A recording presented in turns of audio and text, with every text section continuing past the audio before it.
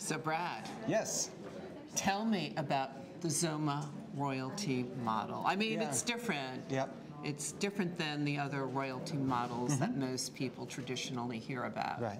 And what makes it particularly attractive to biotech companies? For biotech companies where they have an existing partnership in place, they've already created technology, licensed it out to someone else to develop it, and is expecting to, someday in the future, receive payments from it, like that's capital that's not accessible to them today. Okay. So we can provide capital to them today in exchange for those future at-risk payments and allow them to advance their next innovations. So you're talking about partnerships with pharma companies, other biotech companies? Correct, yep. Yeah, so that becomes a really rich opportunity. It is. So there's over 600 deals like this done every year, partnership deals. So that means for us, there's a big environment for us to be able to service and provide capital to. So we unlock the innovation of tomorrow using the innovation that was created today. I'm so glad that you came to BioFuture. Thank you for having us. And I understand that you've had an opportunity to meet and talk to various people while you've been here at the meeting. Will you keep coming back to BioFuture? I think absolutely. It's been a very rich set of conversations. There's great companies that we've met with. There's great investors. It's the ecosystem that you're creating here within New York, especially at this time of year. That's great to bring the thought leadership together. Thank you. Of course. The other question that I asked inside was, what's positive now about the market opportunities? So I know it's a tough question. It is. As we look at what's going on in the macro environment, and then specifically the environment within biotech, it's easy to lose our way and lose the optimism of innovation, or for innovation that we have, right? It's easy to get downtrodden about it. I think what's really happening is companies are forced to reinvent themselves, to think differently, to spend prudently. That's not a bad thing in the long run.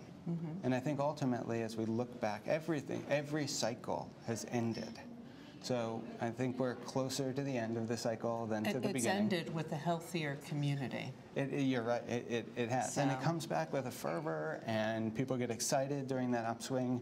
And I think when you look at the blend of both the scientific developments that are happening and the technology that's enabling it, I think we're going to be in for a new era when we can finally look back at this with some fondness. Of course, my question is, when do you think we're going to be looking back at this? I have stopped giving predictions because they're always wrong. Right. I think there's been times when we've always said... Until they're right. Until they're eventually right. We've always said the next 6 months, the next 6 months.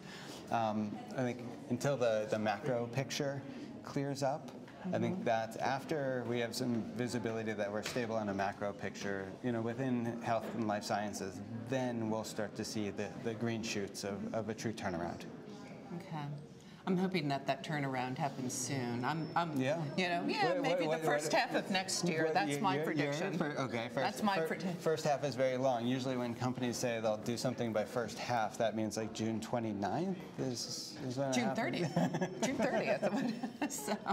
But I think we'll get there. I mean, just having gone through, seen the cycles, and I know all of us have been in this space for a while, and have seen the cycles, come and go, and typically we're much better off, at the end of it. But you as a player, XOMA as a player in this space, really does help free up capital for companies to focus in on the assets that we happen to like when there's environments where there's dislocation. One, non-dilutive financing has been, it's taken a long time for the market to understand it.